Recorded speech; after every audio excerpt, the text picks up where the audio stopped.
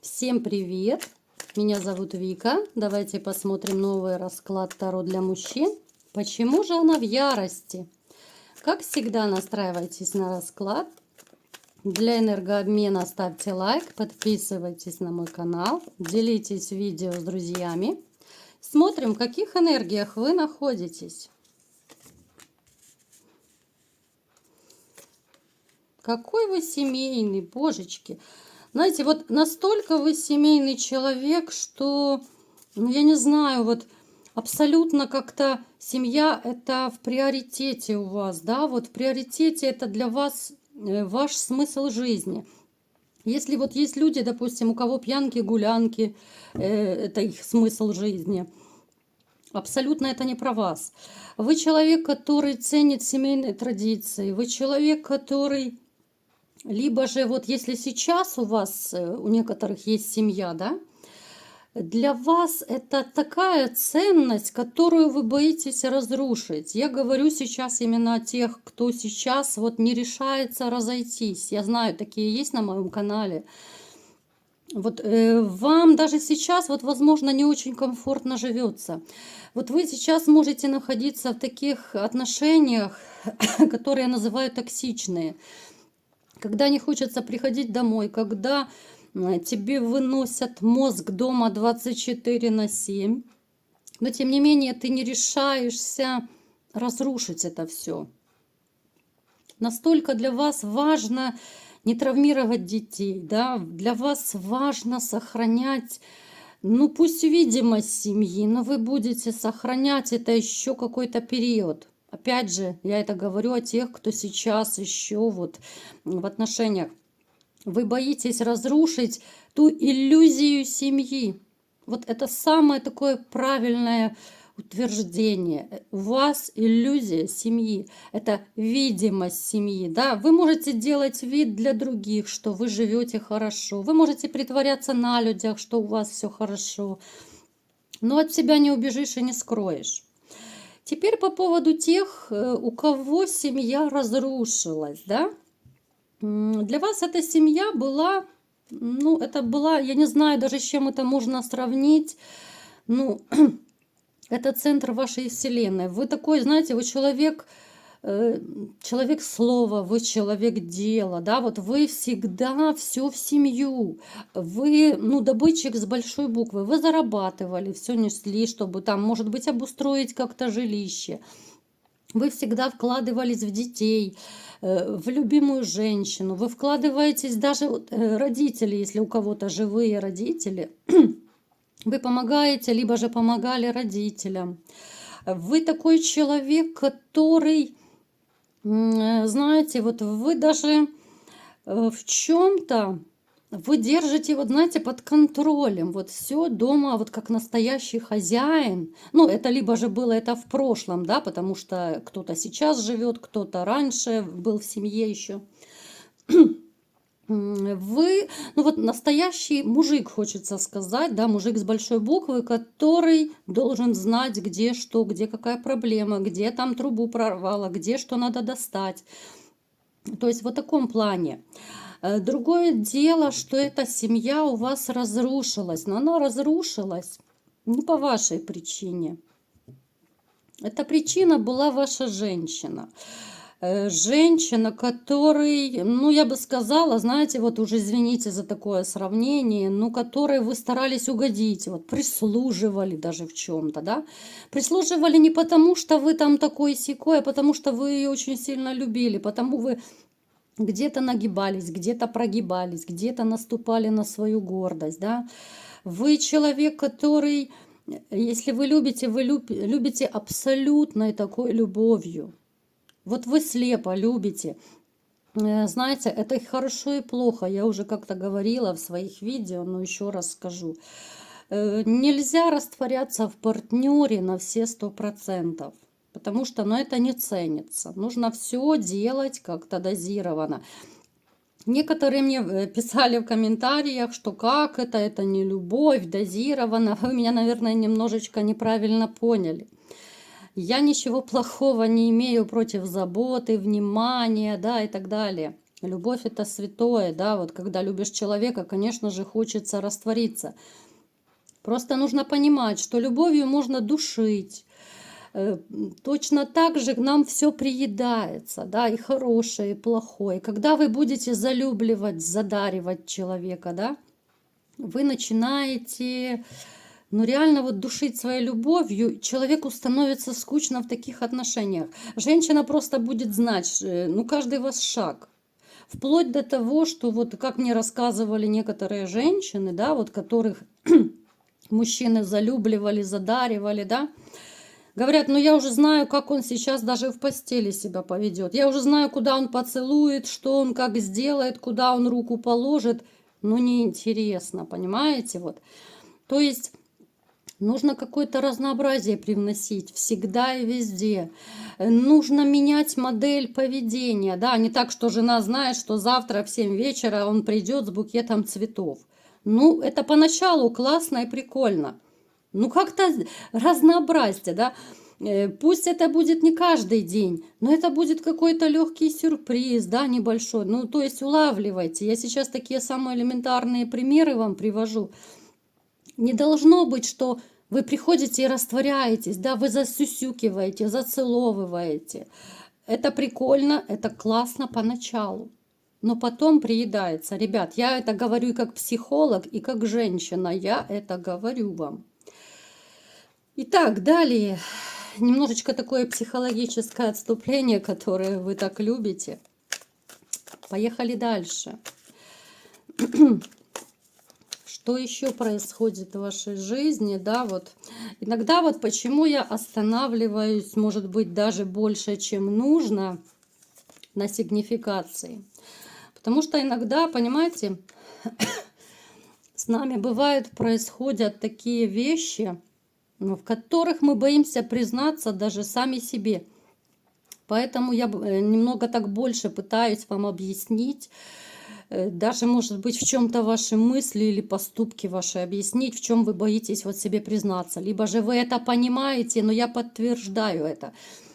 Довольно часто вот даже ко мне обращаются люди вот на личные расклады, да, и я рассказываю им все то, что они, в принципе, сами понимают, и они мне говорят, что да, я это знаю, я понимаю, вы подтвердили мои мысли, понимаете, вот к чему я веду. Поэтому я таки останавливаюсь более глубоко, я думаю, вас это не сильно напрягает, что я как-то вот... Понятно, что вы все знаете, что у вас в жизни происходит. Но вот именно на таких вот каких-то вот мыслях, моментах житейских я пытаюсь остановиться. Так что напишите в комментариях, сильно вам напряжно или нет сигнификация. Если нет, я буду делать покороче, если кого-то это очень сильно напрягает. Итак, смотрим. Смотрите, вы по жизни вообще победитель. Вы такой сумасшедший отец. Но сумасшедший это в хорошем смысле слова. Это опять же туда идет к семье, да? Может проигрываться, что вы еще не против иметь одного ребенка, да, ну просто было бы от кого. Вы человек, который довольно страстный, вы довольно любящий такой интим, но другое дело, что у вас его может проигрываться, что его давненько не было, потому что рядом нет просто постоянной женщины. Именно по этой причине у вас могут быть, ну, как бы такая нехватка, да, воздержания в этом плане. Но вы такой живчик. Вот вы, когда любите женщину, ну, вы готовы ее порвать, как тузик грелку, честное слово.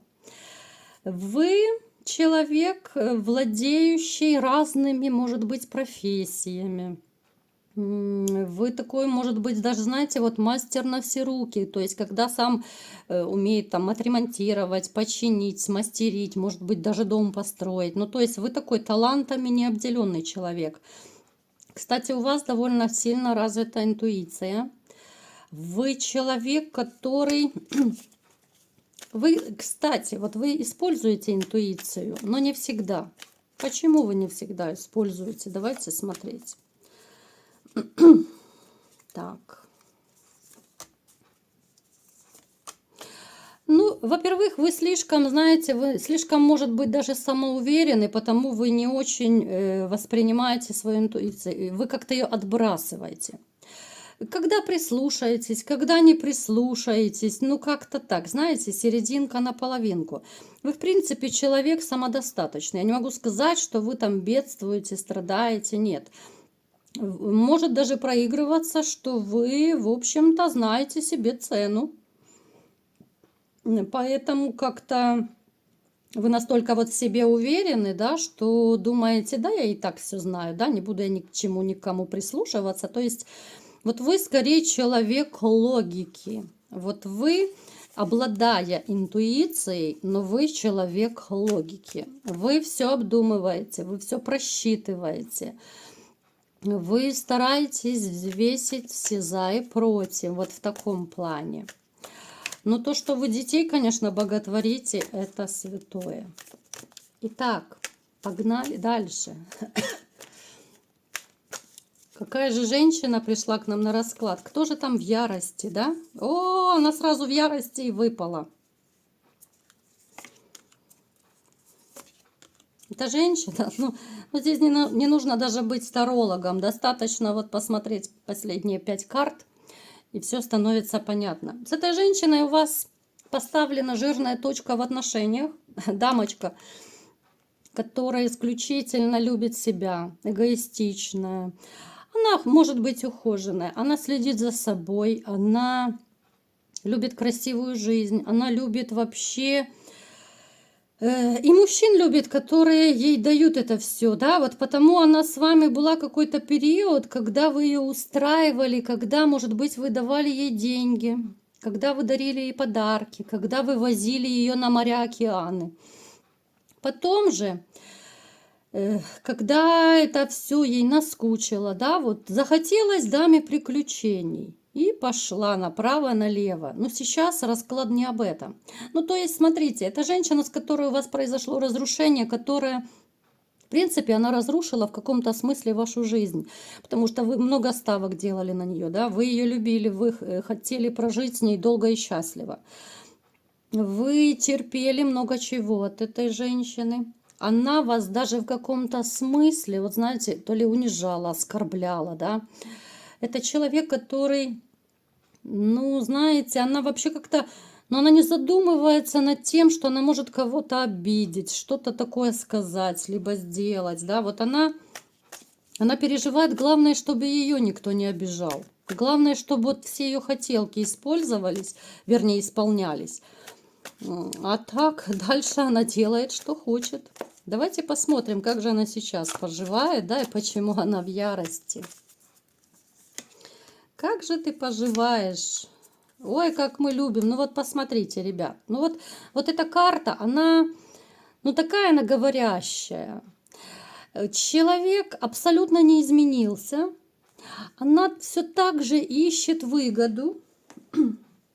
Она все так же ищет, где можно урвать кусочек побольше. Это касается мужчин, это касается, там, я не знаю, знакомств каких-то, друзей, приятелей. Да? Вот она заводит связи вот именно выгодные среди врачей, среди, там, я не знаю, в магазинах, продавцы, на рынке, где угодно.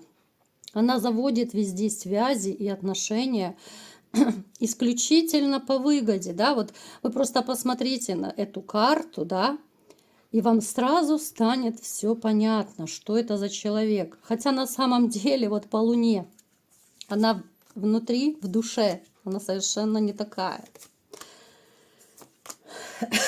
Смотрите, когда вы разошлись с ней, да, вот либо же расстались, она это, в принципе, переживала. И переживала очень так, ну, я думаю, долгий период. Хотя внешне вот она этого не показывала. Она пыталась хорохориться, она пыталась, ну, такой звездой быть, как и раньше. Но на самом деле ей было плохо. Ей было одиноко. И даже в каком-то смысле вот она себя, знаете, ну, я не скажу, что она себя прям в монашке записала, нет.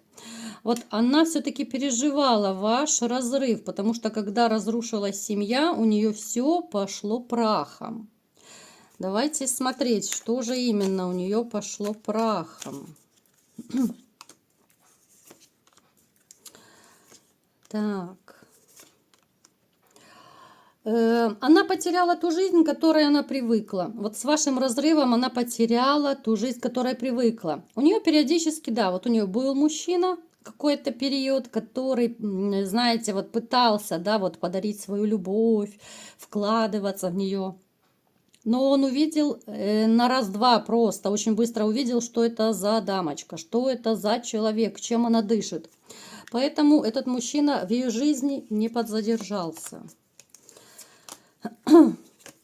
Смотрите, она постоянно находится в поиске любви. У нее есть подружки, которые очень хорошо ей советуют, как ей жить дальше, как ей поступать. Да, вот они ее и поддерживают, они советуют. Ну, такие вот, я не знаю, знаете, вот назвать их, что они прям такие стопроцентные подружки, я не могу, потому что среди них есть, ну, тоже такая дама, но я бы скорее ее предательницей назвала. В ее окружении есть женщина, которая как волк в овечьей шкуре. Вот она делает вид, что она подружка, но на самом деле таковой не является. Она и сплетничает за спиной, она готова подставить в любой момент. Ну, единственное, что вот ваша бывшая об этом не знает. Но я думаю, через какое-то время она ее просечет, она об этом узнает, и она очень сильно пожалеет, что она общалась вообще с такой дамой. Почему же она в ярости? Смотрим. Нет счастья в личной жизни, нет счастья в финансовой жизни, если это можно так сказать, да? Плюс еще может проигрываться, что от горя, от тоски она может даже в рюмку чая начать заглядывать, ну просто чтобы, знаете, вот забыться, расслабиться как-то. И приходится зарабатывать денежки теперь самой. Если раньше вы в нее вкладывались, да, вот пока у нее был спонсор, она как-то от него еще получала, пока этот спонсор в ней не разочаровался. Теперь вот ей приходится вот ковать денежки самой. Ее это не очень устраивает, да, вот она злится, она сердится, может даже депрессия у кого-то, у нее однозначно, вот у нее проблемы с деньгами, у нее с финансами проблемы, даже могут у некоторых проигрываться проблемы по работе, либо же, я не знаю, там, уменьшение зарплаты, либо же увольнение. То есть, понимаете, но она живет, ее жизнь вообще не учит. Вот карта вот дурака у нас выпала, да, вот она как жила несерьезно, так и живет, несмотря ни на что. Вот у нее денег нет, ничего нет, а она как-то даже не делает работы над ошибками. Она так ничего и не поняла, да, что она вот человек, который несет исключительно разрушение. Она вообще считает, что она всегда права, понимаете? Вот единственное, вот она сейчас в ярости, что у нее мужчины нет, постоянного я имею в виду. Да, периодически вот у нее жезлы появляются.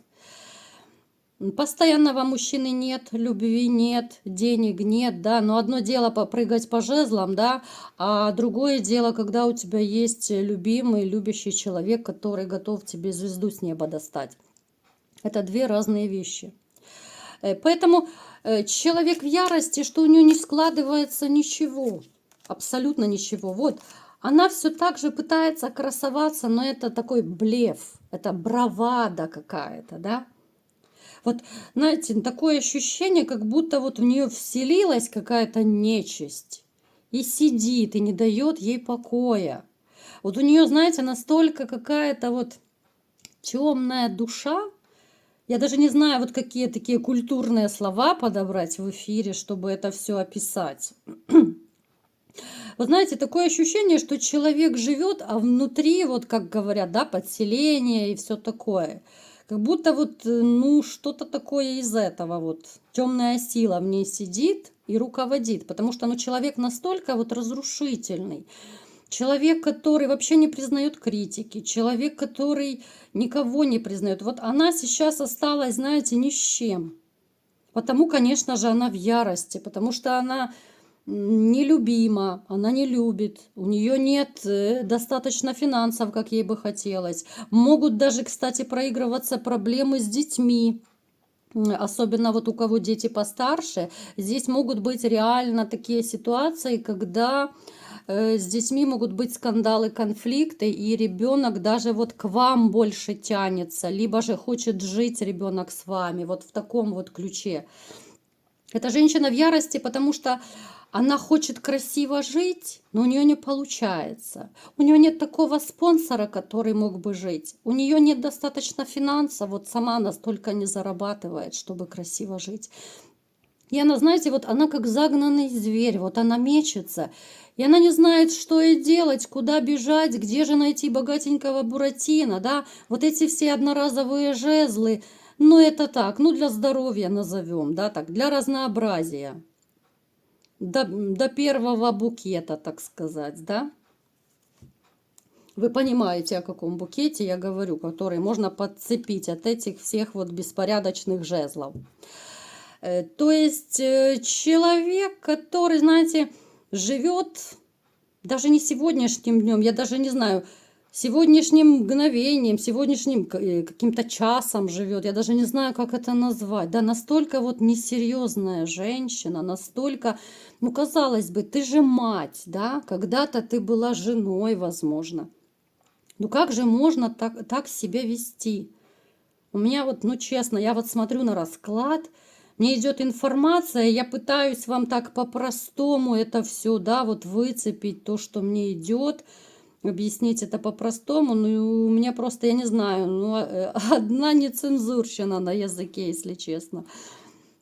Женщина, которая сама разрушила и свою жизнь, и вашу жизнь, к сожалению, она тоже разрушила. Из-за нее теперь, конечно, у вас и страхи, и комплексы, и вообще все пошло наперекосяк, да?